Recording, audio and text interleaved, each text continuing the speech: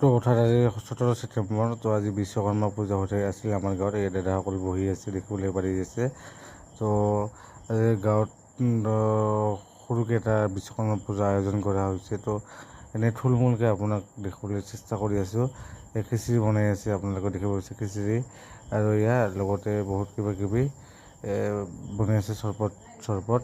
তো আপোনালোকে ভিডিঅ'টো চাব আৰু লগতে কমেণ্ট কৰিব আৰু শ্বেয়াৰ কৰি দিব। তো আপোনালোকে দেখিবলৈ পাইছে খিচিৰি বনাই আছে, লগতে খিচিৰি খোৱা হৈ আছে আমাৰ ইয়াতে। চতুৰ্থৰ পৰা মানে চতুৰ্থ বাৰ্ষিক হয়, 3 বছৰ আমাৰ হ'ল এইটো কৰা, বিশ্বকৰ্মা পূজা কৰা। তো আপোনালোকে দেখিবলৈ পাইছে খিচিৰি খাই আছে মানুহবোৰে। তো নামো চলি আছে আমাৰ ইয়াতে। তো আপোনালোকে চাওক আৰু শ্বেয়াৰ কৰি দিব।